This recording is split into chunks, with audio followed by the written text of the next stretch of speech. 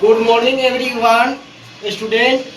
तो आज की क्लास है, क्लास 8 है और सोशल स्टडीज हिस्ट्री इंडस्ट्रीज है। टॉपिक बाय टॉपिक इसका है ना डिस्कशन करेंगे। क्या करेंगे?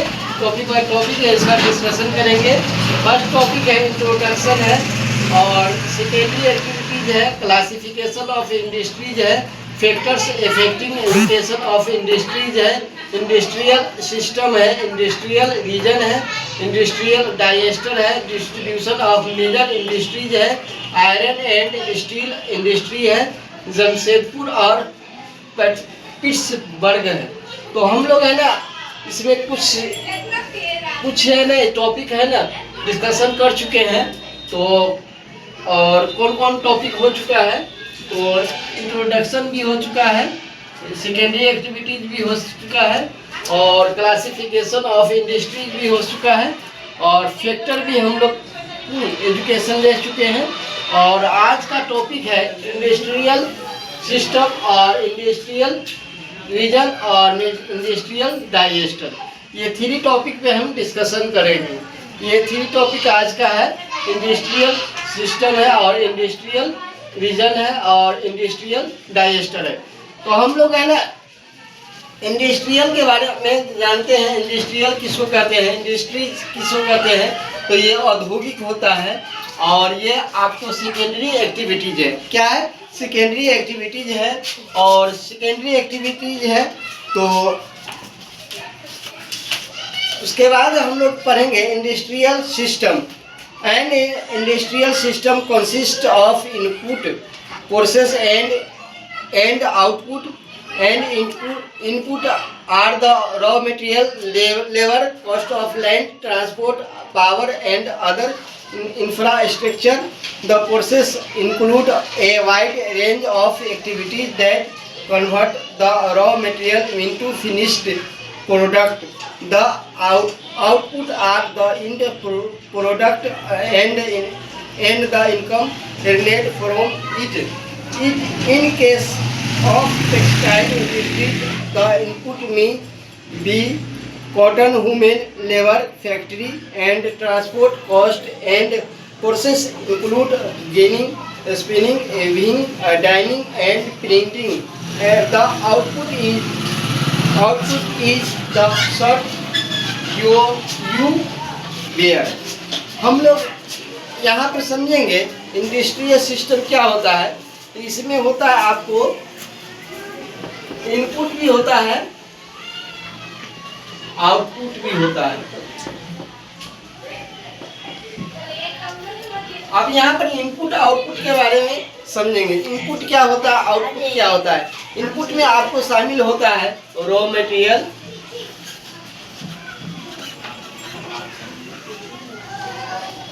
उसके बाद लेबर के बाद कॉस्ट ऑफ लैंड,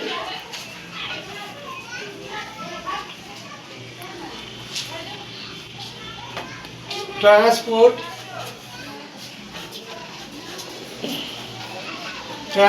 के बाद पावर। ये सब क्या है? इनपुट है। किसी भी है ना ऑब्जेक्ट को मेड करने के लिए रॉ मटेरियल के नेसेसरी होता है, लेबर का नेसेसरी होता है, कॉस्ट ऑफ लैंड होता है, ट्रांसपोर्ट होता है, पावर होता है। पावर में इलेक्ट्रिसिटी होगा। तो इनपुट ये हो गया। और आउटपुट क्या होता है? तो आउटपुट में आपको द प्रोसेस होता है। The process include a wide range of activities that convert raw material into finished product होता है। जो फिनिश्ड प्रोडक्ट तैयार होता है उसको क्या कहते हैं? आउटपुट कहते हैं। उसको क्या बोलते हैं? आउटपुट बोलते हैं। आउटपुट में क्या होगा? तो आउटपुट में हम लोग है ना शर्ट पहने हुए हैं, ये आउटपुट है। वेयर किए हुए हैं, शर्ट पहने हुए हैं, इसको हम क्या कहते हैं? आउटपुट होता है। तो यही क्या होता है? इंडस्ट्रियल सिस्टम होता है। अब हम लोग समझेंगे इंडस्ट्रियल रीजन के बारे में। तो रीजन क्या होता है? रीजन के बारे में अंडरस्टैंडिंग लेंगे। Industrial region Industrial region emerged when a number of industrial locate close to each other and share the benefit of their closeness. Major industrial region of the world are Eastern North America, Western Central Europe, Eastern Europe और Eastern Asia. Major industrial region tend to be located in the temperate area near seaports और especially near coal field. तो हम लोग है ना ये आपको industrial system industry कहाँ लगाया जाता है तो टेम्परेट एरिया में लगाया जाता है। किस एरिया में लगाया जाता है? टेम्परेट एरिया में लगाया जाता है। क्या लगाया जाता है? इंडस्ट्री। उसके बाद कौन सा विश्व का है तो ईस्टर्न नॉर्थ अमेरिका है, वेस्टर्न एंड सेंट्रल यूरोप है और ईस्टर्न यूरोप है, ईस्टर्न एशिया है।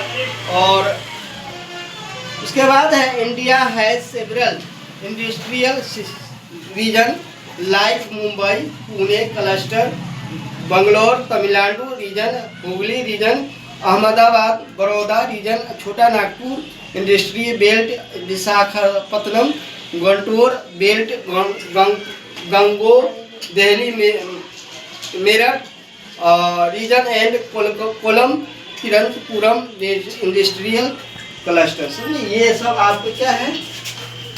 इंडस्ट्रियल रीजन है। उसके बाद हम लोग समझेंगे नेचुरल इंडस्ट्रियल डाइजेस्टर। डाइजेस्टर क्या होता है? ये डाइजेस्टर होता है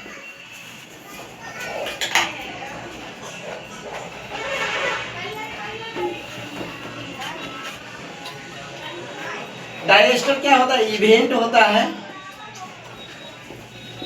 होता है या तो ये इवेंट नेचुरल हो सकता है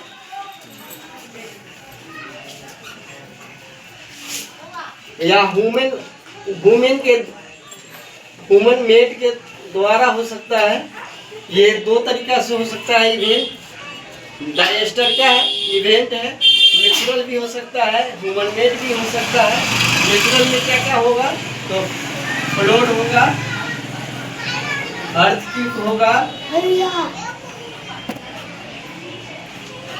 और इसमें क्या होगा? क्राइम हो गया, बस एक्सीडेंट हो गया, रेलवे एक्सीडेंट हो गया। ये सब क्या है? ह्यूमन मेड है, नेचुरल डाइजेस्टर है। और नेचुरल में हो जाएगा फ्लड हो गया, अर्थक्वेक हो गया, सुनामी हो गया।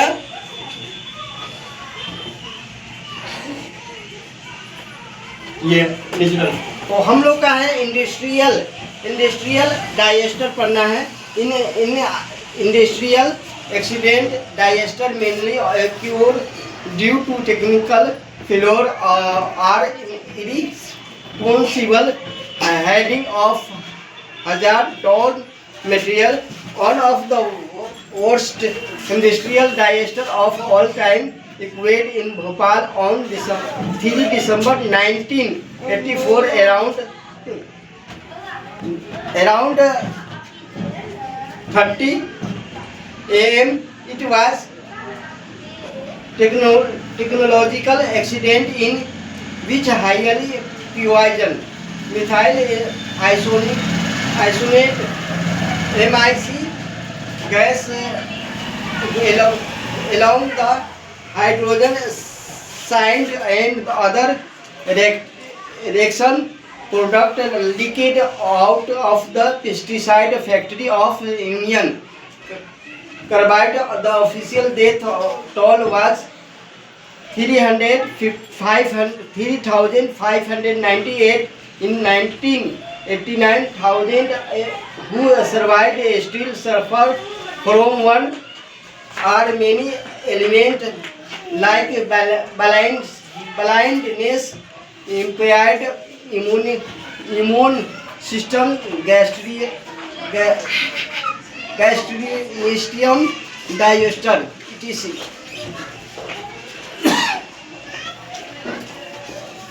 अब हम लोग समझेंगे यहाँ पे, ये आपको भोपाल में 3 दिसंबर 1984 को क्या हुआ था, MIC गैस लीकेज हुआ था, जिसकी वजह से क्या हुआ था, हजारों की क्या हुआ था, मृत्यु हो गया था, डेथ हो गया था। हजारों लोग क्या हो गए थे, डेथ कर गए थे। और इस पे है ना क्षति हुआ, जिसकी वजह से है ना 3,598,000 लोग है ना मृत्यु हो गया था इसी कारण से। आज का क्लास यहीं पे एंड होता है।